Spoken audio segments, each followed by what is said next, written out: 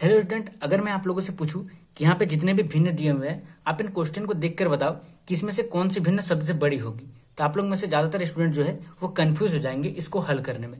लेकिन आज के वीडियो में मैं आपको ऐसे 3 स्टेप्स बताऊंगा जिसको करने के बाद आप लोग समझ जाओगे कि इस प्रकार के भिन्न में आप लोग चुटकियों में बना दोगे कि कौन सी भिन्न बड़ी है और कौन सी छोटी है। देखो 3 स्टेप इसमें फॉलो करना है, ठीक है। पहला स्टेप के साथ पहला एग्जाम्पल, दूसरा स्टेप के साथ दूसरा एग्जाम्पल और तीसरा स्टेप के साथ तीसरा एग्जाम्पल को हम लोग सॉल्व करेंगे।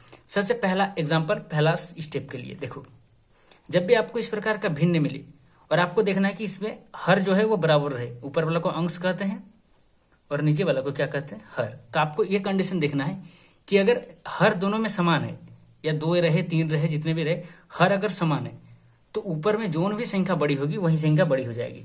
अब इसमें हर समान है, क्या लिख देंगे, हर समान है, तो ऊपर में कौन सी बड़ी है, 14 बड़ी है 9 से, यानी कि ये जो 14/5 है यह भिन्न जो है वो बड़ी होगी। देखो कितना आसानी से बन गया, सिर्फ हमको क्या देखना पड़ा कि हर बराबर है या नहीं। अब जो दूसरा कंडीशन रहता है वो रहता है ये वाला, ठीक है। अब इस कंडीशन में आप देखोगे कि इसमें नीचे जो हर रहता है वो अलग अलग रहता है, लेकिन जो अंश रहता है वो बराबर रहता है। देखो यहाँ पे अंश इसके भी 9 है, इसके भी अंश में 9 है। तो इस प्रकार के सवाल को कैसे बनाओगे, देखो अंश में जब भी बराबर रहे, अंश जब भी बराबर रहे तो हर जो छोटा होता है वो सबसे बड़ा भिन्न होता है। हर जिसका छोटा वो सबसे बड़ा भिन्न, यानी कि इसके हर में छोटा है 12 है, इसके 16 है, तो ये बड़ा हो जाएगा। 9/12 भिन्न बड़ा है। कॉन्सेप्ट को समझो, पहला वाला में अगर अंश समान है तो ऊपर में जो बड़ा वो बड़ा। दूसरे वाला कॉन्सेप्ट में अगर ऊपर वाला समान है यानी कि अंश समान है तो नीचे में जो छोटा वो सबसे बड़ा। और तीसरा कंडीशन आता है तुम्हारा ये, ठीक है। तीसरा कंडीशन बहुत इंपॉर्टेंट है, जो ज्यादातर सवालों में रहता है कि जब नीचे भी समान नहीं और ऊपर भी समान नहीं तो कैसे बनाएंगे। तो देखो इसके लिए सबसे पहले तुम्हें जो नीचे का दिया हुआ रहता है हर को, उसको लॉसो करना पड़ता है। यहाँ पे कितना है 8, यहाँ पे भी कितना है 8, तो तुमको 8 और 24 का लॉसो निकालना पड़ेगा।